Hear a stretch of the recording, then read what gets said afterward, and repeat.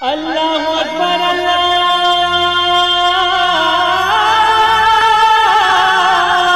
अकबर। अस्सलामु अलैकुम वरहमतुल्लाहि वबरकातुह। अल्हम्दुलिल्लाहि रब्बिल आलमीन वस्सलातु वस्सलामु अला रसूलिहिल करीम व अला आलिहि व सहबिहि अजमईन, अम्मा बाद। मेरे दोस्तों, बुजुर्गों, इस्लामी भाइयों और बहनों, आज 5 ज़िलक़ादा 1441 हिजरी 27 जून 2020 ईस्वी 13 गते आषाढ़ 2077 बिक्रमी, मैं मोहम्मद मुस्तकीम मदनी आप लोगों की खिदमत में सदाए हक़ का लाइव प्रोग्राम लेकर हाजिर हो गया हूँ। मेरे दोस्तों, आज का नंबर रहेगा वही पुराना नंबर 98 16 81 20 40, 98 16 81 20 40। इस पर आप हमसे राब्ता करके हमसे जुड़ सकते हैं और अपने सवालात रख सकते हैं, जिनके जवाबात इंशाअल्लाह ताला दिए जाएंगे। हमारा ये प्रोग्राम फेसबुक पर भी चल रहा है, लाइव चल रहा है। जो आप सर्च में जाकर NID लिखेंगे और सर्च करेंगे तो आप उस जगह फेसबुक पर हमें देख सकते हैं और सुन सकते हैं और अपने सवालात वहाँ भी लिख कर दे सकते हैं। मेरे दोस्तों, बुजुर्गों, पहले ये प्रोग्राम आज का जुमेरात के दिन चल रहा था, लेकिन किसी वजह से हमने इसे शनिचर के दिन कर दिया, जिसमें बहुत सारे लोगों की ख्वाहिश थी। तो मेरा नंबर खुल गया है 98 16 81 20 40, 98 16 81 20 40। फेसबुक पर मोहम्मद सगीर आलम साहब जुड़ गए हैं। अस्सलामु अलैकुम वरहमतुल्लाहि वबरकातुहू। वालेकुम अस्सलाम वरहमतुल्लाहि वबरकातुहू। तो अल्लाह तबारक व तआला इरशाद फरमाता है, फस्अलू अहल ज़िक्र इन कुंतुम ला तालमून, कि अगर तुमको इल्म न हो तो जानकार लोगों से इल्म हासिल करो, जानकार लोगों से इल्म प्राप्त करो, सवाल करो और उनसे तुम अपना इल्म हासिल कर सकते हो। मेरे साथियों, जब तक किसी का कॉल नहीं आ रहा है, किसी का फ़ोन नहीं आ रहा है, तो जो व्हाट्सएप पर बाहर से जो सवालात आए हुए हैं, मैं चाहता हूं कि उनके जवाबात दे दिए जाएं। हरलाखी से अब्दुल रज़ाक साहब ने सवाल किया है कि सिदरतुल मुंतहा किसको कहते हैं, सिदरतुल मुंतहा किसको कहते हैं। तो इसका जवाब ये है कि सिदरह कहते हैं बैर के दरख्त की तरह एक दरख्त है जिसकी शक्ल सूरत बैर के दरख्त की तरह है, और मुंतहा ऐसी जगह जहाँ सारी चीज़ों की इंतहा है। फरिश्ते, अंबिया का इल्म और जितने भी औलिया और लोग हैं उनकी पहुँच वहीं तक है। लेकिन हमारे नबी करीम सल्लल्लाहु अलैहि वसल्लम मेराज के सफ़र में उससे भी आगे तशरीफ़ ले गए थे। यह एक नहायत ही खूबसूरत दरख्त है जिस पर ऐसे खुशनुमा रंग और रंग बिरंगी चिड़ियाँ हैं कि जिनकी खूबसूरती का वस्फ़ बयान करना इंसानी ताकत से बाहर है।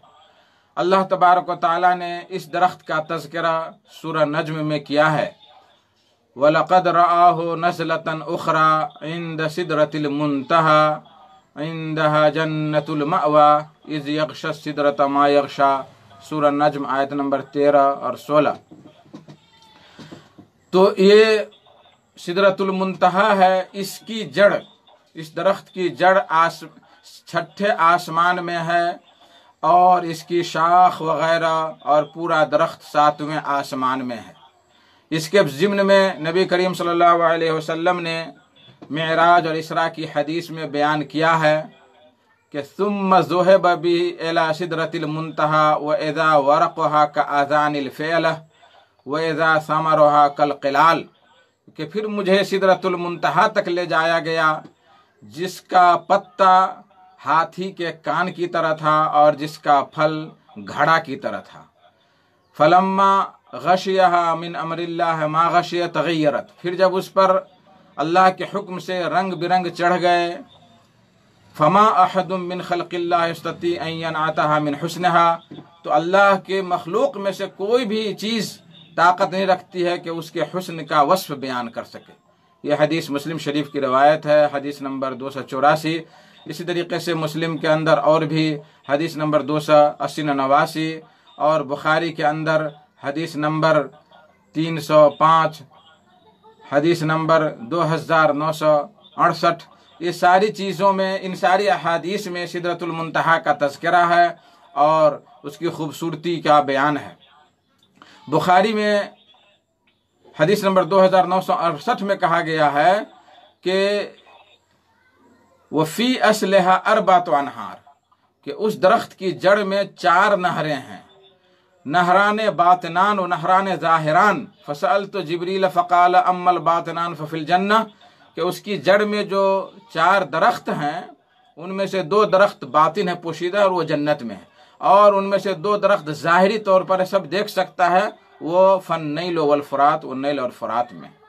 तो खुलासा कलाम ये हुआ कि सिदरतुल मुंतहा एक 7वें आसमान पर दरख्त है जिसकी जड़ 6ठे आसमान में है, जिसको नबी करीम सल्लल्लाहु अलैहि वसल्लम ने देखा मेराज की रात में, और वहीं तक सारे लोगों का इल्म है, उससे आगे कुछ भी नहीं हो सकता है। मेरे दोस्तों बुजुर्गों, मेरा नंबर 98 16 81 20 40 और इंडिया के साथी लोग 00977 बढ़ाकर 98 16 81 20 40 डायल करके हमसे जुड़ सकते हैं। हमसे जुड़े हैं अब्दुल हकीम साहब, अस्सलाम वालेकुम। रेडियो पर आवाज़ ज़्यादा नहीं आ रही है। मैं रेडियो वाले से कहूँगा कि आप मोबाइल को करीब में रखें, हकीकत में आवाज़ नहीं सुनाई दे रही है, आप ज़रा करीब में रखें। लोगों की शिकायत आ रही है कि आवाज़ नहीं आ रही है मोबाइल रेडियो में। रेडियो की आवाज़ बढ़ाइए या मोबाइल करीब में रखिए। टेक्नीशियन साहब से मैं अपील करूंगा कि इस मुसीबत का हल निकालें। आवाज़ साफ नहीं हो रही है रेडियो पर और आवाज़ नहीं सुन रहे हैं लोग। इसी तरीके से मोहम्मद अईजुल साफ़ी, अस्सलाम वालेकुम। वालेकुम अस्सलाम रहमतुल्लाहि व बरकातुहू। कतर से कुछ सवालात आए हैं। जब तक किसी का सवाल नहीं आ रहा है, कॉल नहीं आ रहा है, मैं चाहता हूँ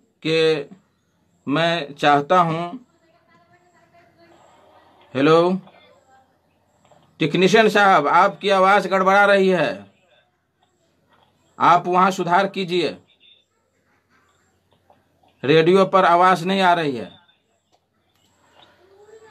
सास पुतोह में झगड़ा हो तो लड़का को किसका साथ देना चाहिए, जबकि दोनों अपनी तरफ से सही बात करते हैं लड़का से? ये मोहम्मद आतिफ फ्राइन पड़ड़िया। मैं इसके बारे में जवाबन ये कहना चाह रहा हूँ कि सास और बहू को चाहिए कि माँ बेटी की तरह रहे और याद रखे कि झगड़ा करने वाला, गाली गुलूज करने वाला ये अच्छा मुसलमान नहीं है, अच्छे मुसलमान की सिफत नहीं है। सास को बहू को बेटी माने और बहू भी सास को माँ माने, दोनों के दरमियान झगड़े की वजह छोटी छोटी बातें होती हैं जिनकी कोई असलियत नहीं होती। लिहाजा लड़के को चाहिए कि झगड़े की असल वजह जानकर उस वजह को अच्छे अंदाज से ख़त्म करने की कोशिश करे और दोनों को समझा बुझा करके रखे और माँ पर बेजा दबाव न डाले, बल्कि बीवी से ही बोले कि वही खामोश रहे। देखा गया है कि जिसका शौहर विदेश में रहता है, कमाता है, उसकी बीवी अजीबोगरीब अंदाज में रहती है, और अगर सास ने समझाया या और लोगों ने समझाया तो वो चढ़ दौड़ती है और झगड़ा होता है। तो इन सारे उमूर को मलहूज रखते हुए लड़का को चाहिए कि वो अच्छी तरह से रहे और अच्छी तरह से दोनों को समझा बुझा करके रखे।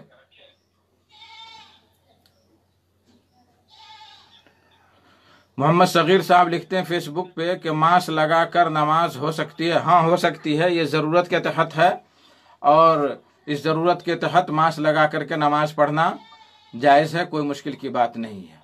मास्क लगा करके नमाज पढ़ सकते हैं। दूसरा सवाल कतर से आया है कि क्या मैयत की तरफ से कुर्बानी करना जायज़ है? मोहम्मद सलामत कबाड़ी अधियानपुर। जवाबन अर्ज़ है कि मैयत की तरफ से कुर्बानी की 3 शक्लें हैं। एक, मैयत की तरफ से मुस्तकिल कुर्बानी करना। मैयत की वसीयत के मुताबिक उसकी जानिब से कुर्बानी करना कि मैयत ने कहा कि मेरी तरफ से 2 साल 3 साल तुम कुर्बानी करना। तीसरी शक्ल, जिंदों के साथ मुर्दों को भी शामिल कर लिया जाए। तो पहली शक्ल यानी मैयत की तरफ से मुस्तकिल कुर्बानी करना, ये किसी भी सही हदीस से साबित नहीं है। नबी सल्लल्लाहु अलैहि वसल्लम ने कभी भी किसी मुर्दा की जानिब से कुर्बानी नहीं की। आपकी ज़िंदगी ही में हज़रत खदीजा रज़ियल्लाहु ताला अन्हा और आपकी 3 लड़कियों का इंतकाल हो गया था, लेकिन किसी हदीस में ये नहीं है कि आप सल्लल्लाहु अलैहि वसल्लम ने उनकी जानिब से कुर्बानी की। लिहाजा मैयत की तरफ से मुस्तकिल कुर्बानी नहीं है, और अगर कोई कर रहा है तो वह आम सदका शुमार होगा।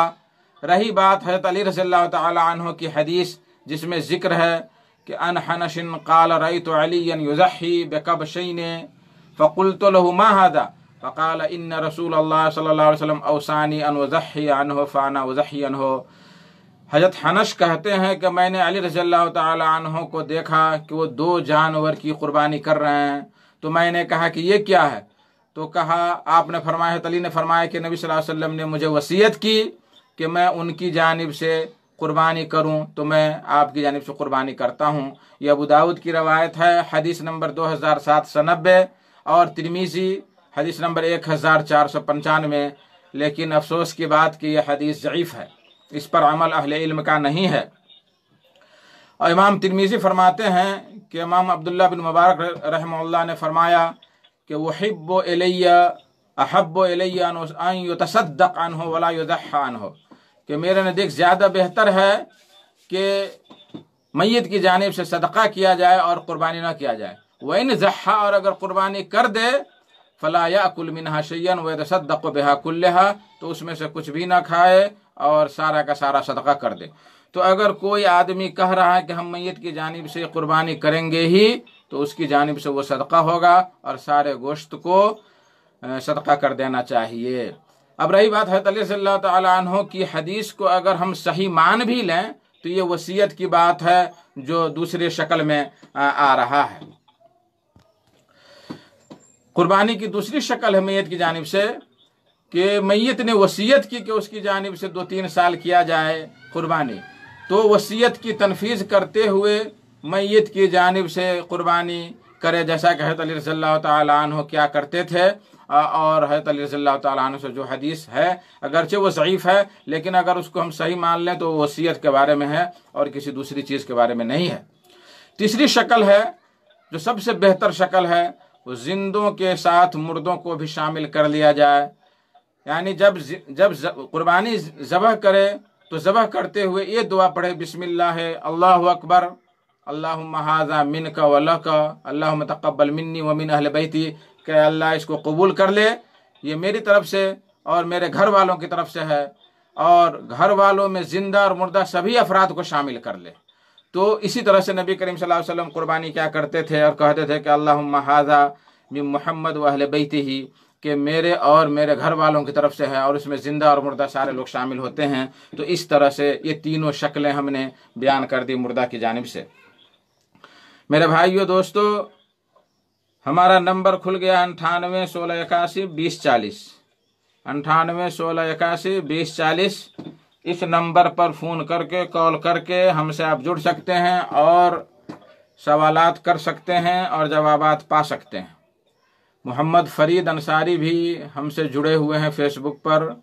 माशाअल्लाह, अल्लाह तबारक तआला आप लोग जहाँ भी रहें, अल्लाह तबारक तआला आप लोगों को अपने हिफ्ज़ अमान में रखे। वालेकुम अस्सलाम रहमतुल्लाह। कौन भाई, कहाँ से? जी कहिए, क्या हाल खबर है? गुज़श्ता हफ्ता नहीं आए थे। अच्छा अच्छा, कहिए क्या सवाल है आपका?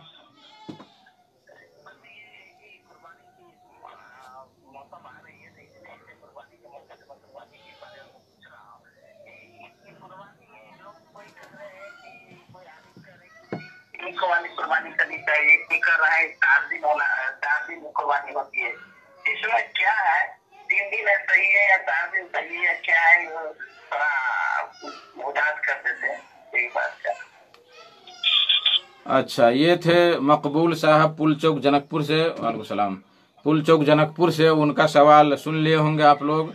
उनका सवाल है कि कुर्बानी 3 दिन है कि 4 दिन है। तो देखिए, ये लंबी बहस है, लेकिन और इख्तलाफ भी अहले इल्म में है, और ख़ासतन अहनाफ और जुमहूर में इख्तलाफ है। तो जुमहूर उलमा किराम, जिसमें अहले हदीस उलमा भी हैं, वो कहते हैं कि कुर्बानी 4 दिन है। 10 तारीख, 11, 12 और 13 के सूरज डूबते ही ख़त्म हो जाता है, और इन्हीं तीनों दिनों को अय्याम तशरीक़ कहते हैं, और अय्याम तशरीक़ में 4 दिन कुर्बानी कर सकते हैं। अहनाफ के नज़दीक सिर्फ 3 दिन है, यानी 10वीं तारीख, 11वीं और 12वीं। लेकिन राजिह और सही मसला यही है कि कुर्बानी हम 4 दिन करेंगे। 10 तारीख को जिस दिन ईद है, उसके बाद 11 अय्याम तशरीक़, 12 अय्याम तशरीक़ और 13 अय्याम तशरीक़ तक हम कुर्बानी करेंगे। अल्लाहु आलम बिस्सवाब। मेरे भाइयों, दोस्तों, बुजुर्गों, लाइन खुल गई है 98 16 81 20 40। मोहम्मद सगीर साहब सवाल करते हैं कि सरकारी फंड से कब्रिस्तान का बाउंड्री और मस्जिद का काम कर सकते हैं कि नहीं? काम कर बनाया जाता है, यह करना सही है? कुरान और हदीस की रोशनी में जवाब देकर शुक्रिया का मौका दें। देखिए, जहाँ तक कब्रिस्तान का मामला है, तो कब्रिस्तान में इंशाअल्लाह ताला कब्रिस्तान की बाउंड्री करने में कोई मुश्किल नहीं है, लेकिन बेहतर है कि मुसलमान खुद अपने पैसा से करे, लेकिन बाउंड्री करने में कोई मुश्किल नहीं है।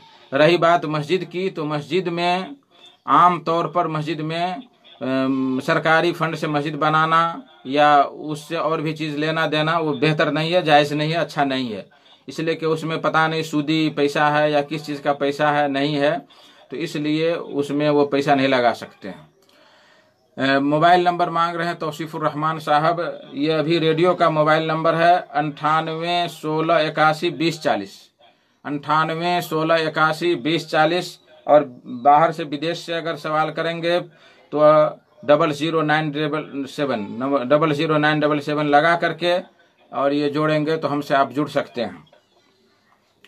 मेरे भाइयों, दोस्तों, ये सगीर साहब का सवाल था जो आपने जवाब पा लिया। कतर से और सवाल आया हुआ है कि क्या इमाम के पीछे सूरह फातिहा पढ़ना ज़रूरी है, सिर्री हो या जहरी? किसी में नस्बुल ऐन कबाड़ी खटहा। इसका जवाब है कि हाँ, इमाम के पीछे सूरह फातिहा पढ़ना ज़रूरी है।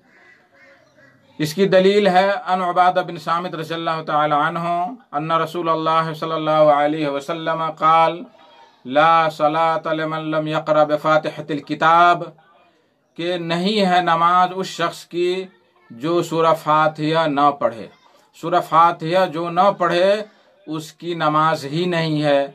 और ये हदीस सब नमाजों को शामिल है, चाहे वो मुनफरिद नमाज हो या इमाम के पीछे हो, सुन्नत हो या फ़र्ज हो, सिर्री हो यानी चुपके वाली नमाज हो, या क़िरात ज़ोर से पढ़ने वाली जहरी हो। यही राज मसला है और इस मसला में बहुत तफसील है, कुछ उलमा दूसरी तरफ गए हैं, लेकिन यही राज मसला है और इसी पे हमें अमल करना चाहिए। अल्लाहु आलम बिस्सवाब। हेलो, हाँ बोलिए, कौन? सलाम वालेकुम। वालेकुम सलाम। कहाँ से कौन भाई?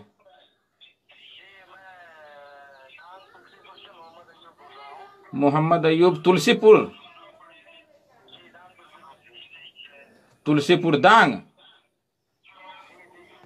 डांग जिला से। माशाअल्लाह, बहुत दूर से आप बोल रहे हैं। क्या हाल है उधर? ठीक है, अल्हम्दुलिल्लाह, अल्लाह का फजल है। क्या सवाल है आपका? प्रोग्राम में आपका इस्तकबाल है, स्वागत है।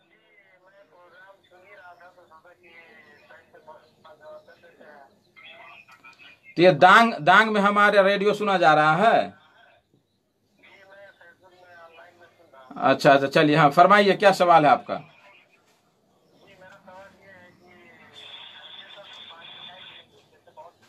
किसका? नहीं समझ में आया, फिर से कहिए। मतलब जैसे भैंसों की कुर्बानी बहुत से लोग कुछ लोग कर लेते हैं, सिलसिले में सवाल करना था। अच्छा, अयूब साहब, इस तरह का जवाब आ रहा, कतर से भी कुछ लोगों ने सवाल किया है, तो मैं बताऊंगा, आप बने रहिए लाइन पे, इंशाल्लाह जवाब आ रहा है आप। हाँ, ये थे अयूब साहब, बहुत दूर पहाड़ी इलाका डांग जिला से। घोड़ाही वहाँ एक शहर है जहाँ बहुत सारे मुसलमान हैं, वहाँ मस्जिद मदरसा भी अच्छा, अल्हम्दुलिल्लाह। तो इनका सवाल था कि भैंसा और भैंस की कुर्बानी जायज़ है कि नहीं जायज़ है। इंशाअल्लाह उसका जवाब आ रहा है और जवाब दिया जाएगा इंशाअल्लाह ताला। सगीर रैन साहब कहते हैं कि क़िरात फातिहा सिर्फ मुक्तदी के लिए है। हाँ, अगर जहरी नमाज है तो मुक्तदी सिर्फ आहिस्ता आहिस्ता सूरह फातिहा पढ़ेंगे, कोई दूसरी सूरह नहीं पढ़ेंगे। हाँ, हेलो, हाँ जी, कौन, कहाँ से?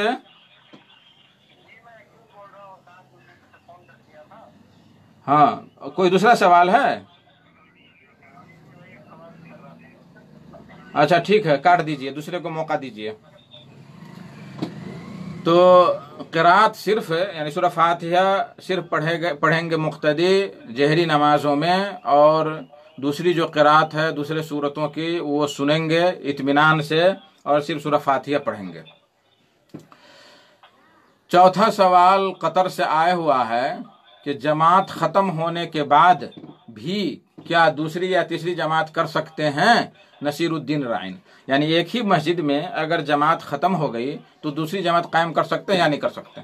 जवाबन अर्ज़ है कि दूसरी जमात कायम कर सकते हैं।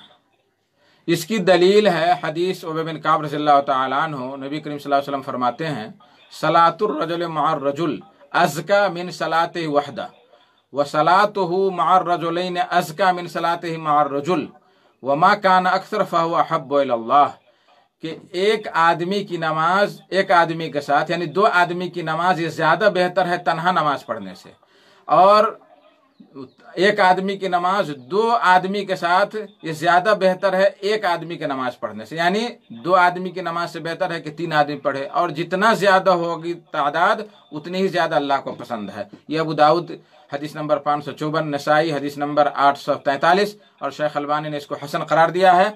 ये हदीस नस्स से सरीह है इस बात की कि एक जमात ख़त्म हो जाए और दो तीन आदमी है मस्जिद में आ गए हैं तो जमात कायम की जा सकती है।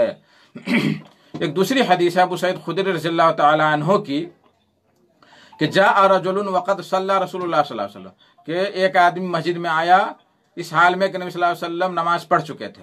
फ़क़ाल अय्युकुम यत्तजरु अला हाज़ा, एक दूसरी रिवायत में है कि अय्युकुम यतसद्दक़ अला हाज़ा, कि तुम में का कौन है जो इसके ऊपर सदका करे, इसके ऊपर तिजारत करे। फ़क़ाम रजुलुन फ़सल्ला माहू, तो एक आदमी खड़ा हुआ और कहा कि मैं करूँगा अल्लाह के नबी सल्लल्लाहु अलैहि वसल्लम। यह हदीस तिरमिज़ी में है 220 में, और शेख अलबानी ने इसको सही करार दिया है। तो यहाँ जो कहा कि कौन सदका करेगा, तो मतलब यह है कि कौन उठ करके इसके साथ नमाज पढ़ेगा। तो जो नमाज पढ़ेगा तो उसके लिए ये हो जाएगी नफल, और उस शख्स के लिए पहले आने वाले के लिए ये फ़र्ज नमाज हो जाएगी। तो इस हदीस से भी मालूम हुआ कि एक मस्जिद में अगर जमात ख़त्म हो गई है और 2-3 आदमी है तो दूसरी जमात कायम कर सकते हैं। लेकिन याद रखें कि कुछ सूरतें हैं कि जिन सूरतों में दूसरी जमात कायम करना जायज़ नहीं है और ये फसाद है। पहली सूरत के कुछ लोग जो हैं मुसबिक लोग हैं, मसबूक लोग हैं, जो पीछे रहने वाले हैं, ये लोग एक जमात बना लें कि जब तक पहली जमात नहीं ख़त्म होगी तब तक हम लोग दूसरी जमात नहीं जाएंगे पढ़ने के लिए। तो ऐसा करना कतई जायज़ नहीं है, मुसलमानों के दरमियान तफरीक पैदा करना है, ये तफरीक पैदा करना। दूसरी सूरत है कि जो ख़ास मस्जिद में जो जमात होती है, मिसाल के तौर पर जोहर की जमात है 1 बजे शुरू होती है, तो कुछ लोग ये सेटिंग कर लें कि हम 1:30 बजे जा कर के जमात कायम करेंगे और उस जमात की मुखालफत करेंगे, तो ये भी कतई जायज़ नहीं है। इसलिए कि इसमें मुसलमानों की जमात में तफरीक पैदा करना है और इन मुसलमानों को जमात में हाजिर होने से रोकना है, तो ऐसी सूरत में जायज़ नहीं है। हाँ, अलबत्ता इत्तेफाकी तौर पर अचानक अगर कुछ लोग आ जाए मस्जिद में और जमात ख़त्म हो गई है तो वहाँ जमात कायम की जा सकती है, इसमें कोई हर्ज की बात नहीं है। इसी ज़िम्न में मैं एक और बात बता दूं कि अगर कोई मस्जिद बाज़ार में है या आम रोड पर है और वहाँ लोग आते हैं जाते हैं और 10 आदमी 5 आदमी जमात करते हैं, बाज़ार में है तो 2 आदमी 4 आदमी गए जमात किए, तो उसमें कोई हर्ज की बात नहीं। तमाम उलमा का इस पर इत्तेफाक है कि मस्जिद, सूख की मस्जिद, बाज़ार की मस्जिद या आम रोड पर जो मस्जिद है उसमें किसी का इख्तलाफ नहीं है, उसमें मुतअद्दिद जमात कायम की जा सकती है और उसी के लिए वो मस्जिद भी बनाई गई है। मेरे भाइयों दोस्तों, 98 16 81 20 40 ये हमारा खुल गया है मोबाइल, आप उस पर कांटेक्ट कर सकते हैं। सगीर रैन साहब कहते हैं कि आप ये बताएं कि आप किस मसलक से ताल्लुक़ रखते हैं। मसलक से क्या लेना देना है भाई, मेरी बात सुनिए। अगर मेरी बात कुरान और हदीस से मिल रही है तो उसको लीजिए, कुरान हदीस से नहीं मिल रही है तो उसको छोड़ दीजिए। यही हमारा मसलक है, यही कुरान और हदीस हमारा मसलक है। हमारी बात अगर आपको कुरान हदीस से मिल रही है तो अल्हम्दुलिल्लाह उसको कबूल कीजिए, नहीं मिल रही है तो उसको फेंक दीजिए, यही हमारा मसलक है। शमीम अख्तर साहब, अस्सलाम वालेकुम, बहुत अच्छा प्रोग्राम है अल्हम्दुलिल्लाह, अल्लाह आप लोगों को भी खुश रखे। मोहम्मद राइन, मोबाइल नंबर, यानी ये भी मांग रहे हैं मोबाइल नंबर है 98 16 81 20 40। और अगर आप विदेश में हैं, बाहर हैं, तो आप 00977 लगा करके हमसे कांटेक्ट कर सकते हैं। सगीर रैन, आप साफ बताएं कि सिर्फ मैं मसलक अहले हदीस के ऊपर बात करता हूँ, अहनाफ गुमराह न हुए। देखिए, ये आपका कहना है। मैंने तो अभी जो मसला हुआ था सूरह फातिहा के बारे में, उसके बारे में भी मैंने बयान किया कि जमहूर का ये कौल है, अहनाफ का ये कौल है। अयाम तशरीक के बारे में भी मैंने बयान किया कि ये जो है ये जमहूर का कौल है, ये अहनाफ का कौल है। तो आपको जो इसमें कुरान हदीस से जुड़ा हुआ लग रहा है आप उससे आप ले सकते हैं, कबूल कर सकते हैं। और मेरा वक्त बहरहाल ज़ाय न करें, अगर आप चाहते हैं तो दूसरे वक्त में भी आप हमसे ये बातें पूछ सकते हैं। और चूंकि ये रेडियो का वक्त बहुत कीमती है और बहुत ही महदूद है और बहुत सारे सवालात के जवाब देने हैं, इसलिए बराए करम आप जो है ये न पूछें तो बेहतर है। तौसीफ रहमान साहब, भैंस की कुर्बानी का क्या मसला है, मैं बता रहा हूँ इंशाअल्लाह ताला। भैंस की कुर्बानी का मसला मैं बता रहा हूँ, इंतजार करें आप। अच्छा, 5वां सवाल कतर से आया हुआ है, क्या सूरज निकलने के बाद फजर की नमाज पढ़ सकते हैं या फिर जोहर के वक्त का इंतजार करें? जवाबन अर्ज है, अगर किसी मजबूरी के तहत फजर की नमाज न पढ़ सका, सोया रह गया, थका हुआ है या कोई परेशानी है, नहीं नमाज पढ़ सका, सूरज तुलू हो गया, तो तुलू होने के बाद अगर नमाज की याद आई तो फौरन उसे नमाज पढ़ लेना चाहिए, यही उसका कफ़ारा है। और जोहर के टाइम का इंतज़ार नहीं करना चाहिए, यह क़तअन जायज़ नहीं कि जोहर के टाइम का इंतज़ार करें। इसकी दलील क्या, अनस बिन मालिक रज़ियल्लाहु तआला अन्हु ने नबी सल्लल्लाहु अलैहि वसल्लम क़ाल मन नसिया सलातन फलयुसल्लि इज़ा ज़करहा ला कफ़ारत लहा इल्ला ज़ालिका, कि नबी सल्लल्लाहु अलैहि वसल्लम फरमाया कि जो आदमी नमाज भूल जाए तो जिस वक्त याद आए उसी वक्त उसको पढ़ ले और उसके लिए वही उसका कफ़ारा है। ये बुखारी शरीफ की रवायत है, हदीस नंबर 597। मुस्लिम शरीफ की रवायत में है, मन नसिया सलातन औ नाम अनहा फकफ़ारतुहा अन युसल्लिहा इज़ा ज़करहा, कि जो शख्स नमाज को भूल जाए या उससे सोया रह जाए तो उसका कफ़ारा यह है कि जिस वक्त याद आए उस वक्त उसको पढ़ ले। ये मुस्लिम शरीफ हदीस नंबर 684। तो ये भी आपको जवाब मिल गया। अब छठा सवाल है जो डांग से भी हमारे कुछ भाइयों ने सवाल किया और तौसीफुर रहमान साहब भी सवाल कर रहे हैं कि भैंस की कुर्बानी जायज़ है या नहीं।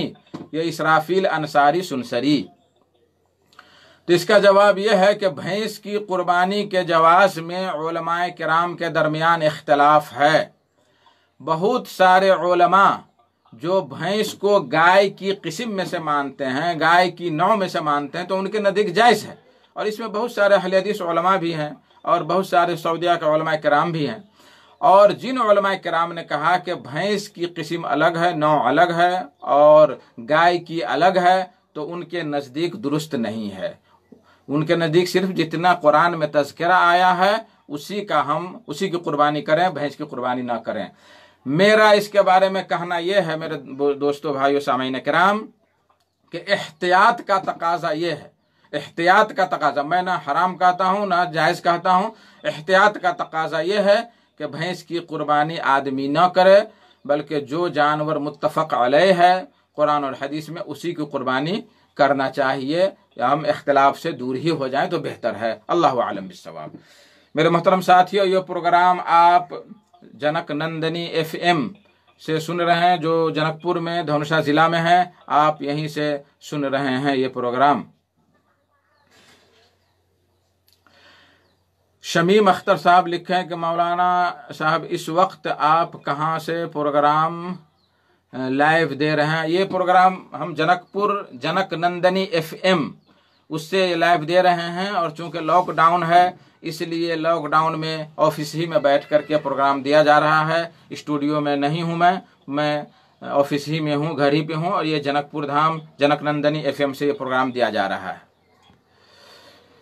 मेरे भाइयों दोस्तों, सातवां सवाल जो आए हुआ है कतर से, वो है कि एहसान फरामोश और एहसान जतलाने वाले में ख़तरनाक कौन है। अजीब व गरीब सवालात हैं। इसके जवाबन अर्ज़ है इसके बारे में कि दोनों ही मामला ख़तरनाक है, दोनों ही मामला ख़तरनाक है। लेकिन मेरे नज़दीक एहसान करके एहसान जताना ये ज़्यादा ख़तरनाक है। एहसान करके किसी पर एहसान जताना कि हमने तुम्हारे ऊपर ऐसा किया था, तुम्हारे लिए ऐसा किया था, फला वक्त में तुम मेरा ये कर रहे हो करो, जो आजकल गांव घर में बहुत ज़्यादा मशहूर है। किसी दिन चाय भी पिला दिया तो उसका भी एहसान जताना शुरू कर देते हैं। कभी किसी दुख में साथ दिया तो उसका भी एहसान जताना शुरू कर देते हैं। अल्लाह तबारक व तआला इरशाद फरमाता है, या अय्युहल्लज़ीना आमनू ला तुब्तिलू सदक़ातकुम बिलमन्नि वल अज़ा कल्लज़ी युनफ़िक़ु मालहु रियाअन नास। सूरह बकरा आयत नंबर 264। क्या मोमिनो, अपने सदक़ात को एहसान जताकर और तकलीफ पहुंचाकर बातिल न करो, बर्बाद न कर लो। एहसान जता करके हमने तुम्हारे पर ये किया, वो किया, ये किया, वो किया, और अज़ा यानी अपनी ज़ुबान से तकलीफ न पहुंचाओ उसको। दे भी रहे हो और ऊपर से कोस भी रहे हो, दे भी रहे हो गरीबों को और ऊपर से कोस भी रहे हो, तो ऐसा करना जायज़ नहीं है। तो इसी को एहसान जताना कहते हैं। कल्लज़ी युनफ़िक़ु मालहु रियाअन नास, उस शख्स की तरह जो अपना माल लोगों को दिखावे के लिए बांटते हैं, बांटे जा रहे हैं और दिखावा कर रहे हैं। तो ऐसे लोगों से दूर ही रहना चाहिए। आठवां सवाल है, क्या टिश्यू पेपर पानी की जगह इस्तिंजा के लिए इस्तेमाल कर सकते हैं? जैसे वहाँ मिट्टी भी नहीं है, पानी भी नहीं है। जैसे जहाज़ में, मिसाल के तौर पर जहाज़ में लंबा सफ़र है, जैसे हम लोग कई बार गए नेपाली जहाज़ से या और भी जहाज़ से, तो पानी ख़त्म हो गया रास्ते में, इस्तिंजा लगा, तो वहाँ टिश्यू पेपर है, तो क्या कर सकते हैं उसको, इस्तेमाल क्यों नहीं कर सकते? जवाबन अर्ज़ है कि टिश्यू पेपर पानी के बदले में इस्तिंजा के लिए इस्तेमाल कर सकते हैं। शेख इब्न बाज़ और बहुत सारे उलमा जो है लजना दाइमा के बयान करते हैं कि वयजूज़ इस्तेमालुल मनादिल वल औराक व नहवहुमा फिल इस्तिजमार, कहते हैं कि मिंदील यानी ये जो टिश्यू पेपर है और ये आम पेपर है, इन दोनों को इस्तिजमार में, इस्तिंजा में इस्तेमाल कर सकते हैं। और इतना हम इस्तेमाल करें कि वो जगह चाहे अगला हो या पिछला हो वो जगह साफ हो जाए। और बेहतर है कि वो 3 करे या 5 करे या 7 इस्तेमाल करे, ये नहीं कि ताक हो बल्कि वित्र हो, अलग अलग हो। तो इस तरह से हम कर सकते हैं। ये फतावा लजना दाइमा जिल्द नंबर 5 और सफ़ा नंबर 125। शेख इब्न उसैमीन रहमतुल्लाह भी इस तरह का फतवा देते हैं कि वो कि मिंदील हो यानी टिश्यू पेपर हो या कपड़े का टुकड़ा हो या मिट्टी हो या पत्थर हो, इन सारी चीज़ों को हम इस्तेमाल कर सकते हैं। लेकिन याद रहे कि गोबर और हड्डी को हम इस्तेमाल नहीं कर सकते हैं। और इन सारी चीज़ों में हमें याद रहे कि वो ताक न हो बल्कि फूट फूट हो, यानी 3 हो, 5 हो, 7 हो, यहाँ तक के साफ हो जाए। एक और चीज़ इसमें है औराक के बारे में कि औराक वो मुहतरम औराक ना हो, उसमें अल्लाह और रसूलुल्लाह सल्लल्लाहु अलैहि वसल्लम का नाम ना हो, तो ऐसे औराक हम इस्तेमाल कर सकते हैं। इसी तरीके से जो है हम मिंदील वगैरह को या टिश्यू पेपर को इस्तेमाल कर सकते हैं और कर करके हम उसको बाहर फेंकें ताकि बच्चे उससे तलविस ना हो जाए और उससे साफ सुथरा हो जाए। एक चीज़ जो यहाँ पॉइंट की बात है वो ये कि जो महल है, जो पेशाब पैखाना की जगह है ख़ास, सिर्फ अगर उतनी ही जगह अगर गंदगी लगी हो तब हम टिश्यू पेपर या ढेला से सफाई करेंगे। और अगर दूसरी जगह शरायत कर गया, दूसरी जगह लग गया, गंदगी लग गई, तो उस जगह को हमारे लिए पानी इस्तेमाल करना ज़रूरी है। ये टिश्यू वगैरह हमें काम नहीं आएगा।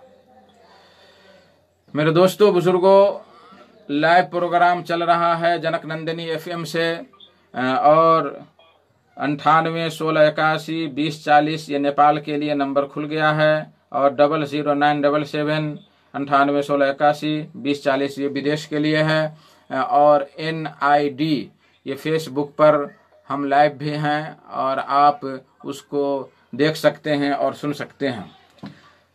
सगीर रैन साहब कहते हैं कि कुर्बानी के लिए खस्सी खरीदा गया बगैर खुश यातें के ही क्या कुर्बानी हो सकती है? बगैर खुशियाँ के समझ में नहीं आया ये सवाल। सगीर साहब ज़रा इस सवाल को आप वाज़ेह करें तो बेहतर है, मुझको समझ में नहीं आया। अब्दुल सलाम सल्फी भी जुड़े हैं माशाअल्लाह। तो ये सारे लोग फेसबुक पर जुड़े हुए हैं और हमारा टाइम भी अब ख़त्म होने के करीब है, इसलिए मैं गुजारिश कर रहा हूँ आप हजरात से कि हमसे जुड़ें और सवालात करें। मेरे दोस्तों बुजुर्गों, इस्लामी भाई और बहनों, ये चूँकि क़ुरबानी का वक्त करीब आ रहा है तो 1-2 क़ुरबानी के मसाइल भी मैं चाहता हूँ कि बयान कर दूँ। अगर कोई शख्स ख़रीदा क़ुरबानी और क़ुरबानी ख़रीदने के बाद उसमें ऐब आ गया, जैसे 2 जानवर झगड़ा के लिए सींग टूट गया या पाँव टूट गया या कहीं से गिर गया और चोट आ गई, मोड़ पड़ गया या और भी परेशानी हो गई, तो क्या ऐसे जानवर की कुर्बानी करना जायज़ है या नहीं है? ये बहुत ज़्यादा होता है। तो इसमें 2 बातें आप याद रखें। अगर जानवर की हिफाजत में आदमी ने, घर वाले ने कोई ध्यान नहीं दिया और घर वालों की जो है लावालीपन से, लापरवाही से यह हादसा हुआ या ये परेशानी लाहिक हुई, तो उस जानवर की कुर्बानी जायज़ नहीं है। लेकिन घर वालों ने कोई लापरवाही नहीं की, घर वालों ने बड़ी हिफाजत की, लेकिन जानवर बाहर निकला और वहाँ लड़ाई हुई और हाथ पांव टूटा, तो ऐसे जानवर की कुर्बानी जायज़ है, इसमें कोई मुश्किल नहीं है। अब्दुल्लाह बिन ज़ुबैर रज़ियल्लाहु तआला अन्हु की रवायत है कि उनके नज़दीक ऊँटनी लाई गई जो कि अंधी थी, जो कि कानी हो गई थी। तो पूछा कि ये तुम लोग खरीदने से पहले ये हुआ कि खरीदने के बाद हुआ? तो कहा खरीदने के बाद हुआ। तो कहा कि कुर्बानी करो, और अगर खरीदने से पहले हुआ होता तो उसकी कुर्बानी जायज़ नहीं होती। यहाँ अब लास्ट टाइम हमारा हो गया, लोग सवालात कर रहे हैं फेसबुक पे। ये अबुल भाई जान हैं, अस्सलाम वालेकुम शेख साहब।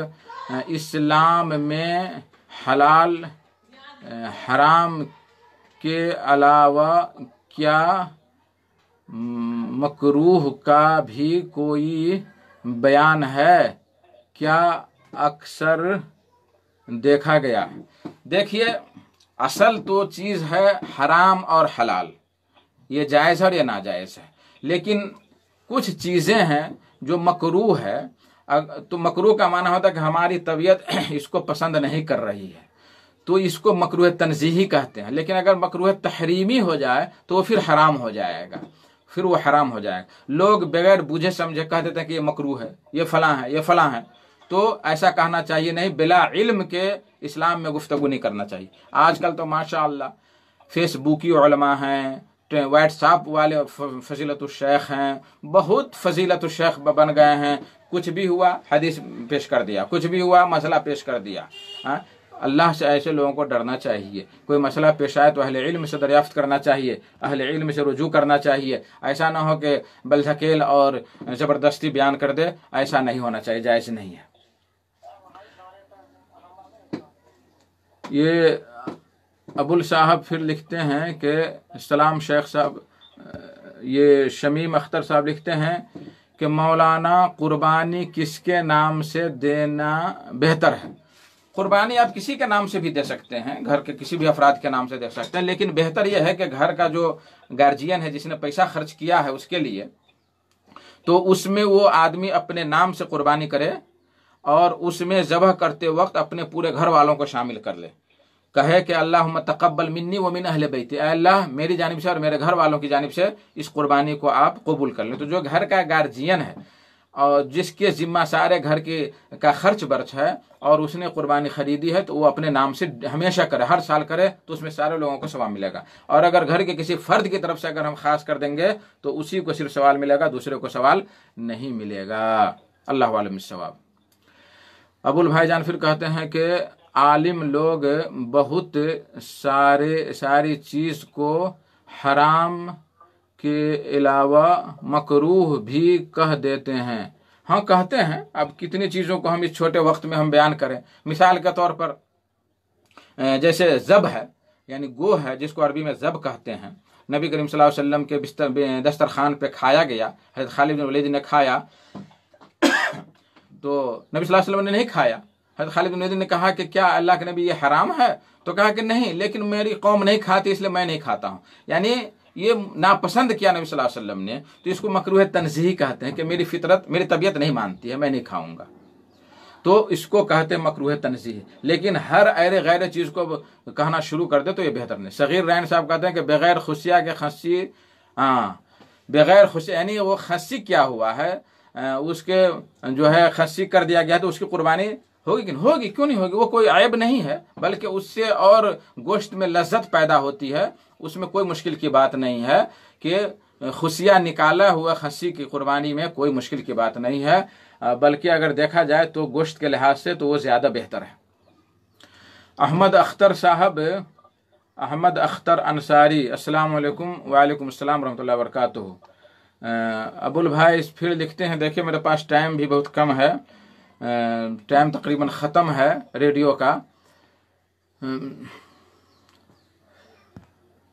तो मेरे भाइयों दोस्तों, मैं एक और मसला बयान कर देता हूँ रेडियो पर, अगर और फेसबुक पर होगा तो मैं इंशाअल्लाह गुफ्तगू मज़ीद करूँगा।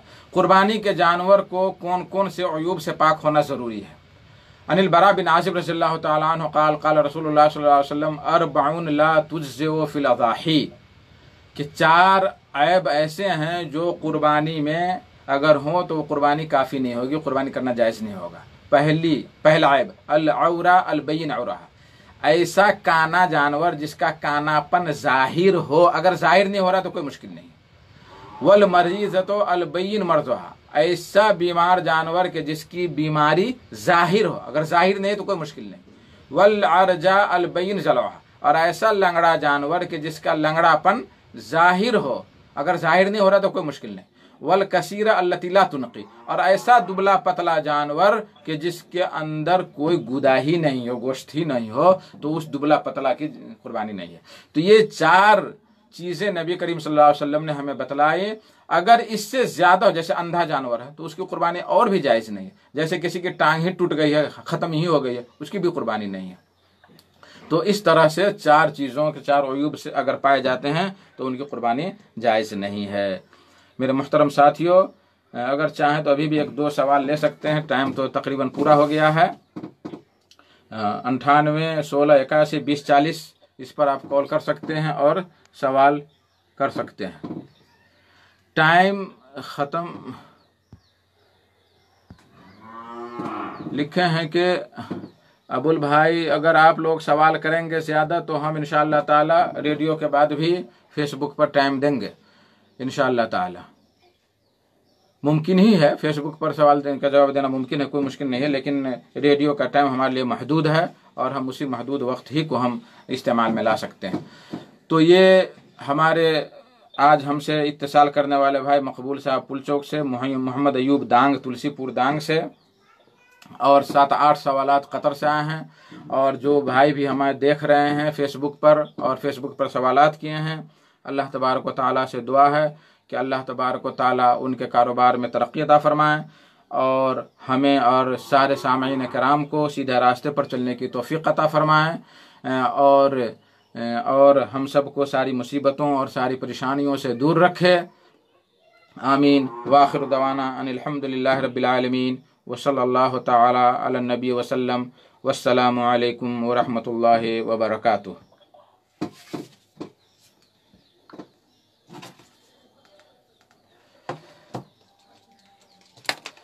फेसबुक पर आप अगर सवाल करना चाहते हैं तो मैं कुछ वक्त और दूंगा। सगीर रैन साहब कह रहे हैं शुक्रिया मौलाना साहब, अल्लाह आपको आफियत में रखे। आमीन। आप लोगों को भी अल्लाह तबारक व तआला आफियत में रखे और जहाँ भी रहें आप लोग दीन से जुड़े रहें। हर जगह अल्हम्दुलिल्लाह उलमाए किराम दीन पर से जुड़े हुए हैं और दीन का काम कर रहे हैं, तो उसमें भी आप लोग जुड़ सकते हैं। एक और सवाल है कि क्या घर पे पाला हुआ जानवर 1 साल का है और दता हुआ नहीं है तो उसकी कुर्बानी करना जायज़ है कि नहीं जायज़ है? तो देखिए, इसमें भी इख्तिलाफ कुछ पाया जाता है। हम अहले हदीस के नज़दीक जानवर का दता हुआ होना ज़रूरी है, यानी 1 साल हो जाए और साल के बाद दत जाए। ऐसा ना कि 7 महीना में 8 महीना में अगर दत जाए तो फिर उसकी कुर्बानी नहीं है। साल भर हो जाए ये बकरा और दत जाए तब। और बकरा जो है गाय वो 2 साल का होना चाहिए 2 साल के बाद, और ऊँट जो है ये 5 साल का होना चाहिए। तो ये सारी चीज़ें हैं, इन सारी चीज़ों को आप ध्यान में रखें। अब मैं आप लोगों से जुदा हो रहा हूँ।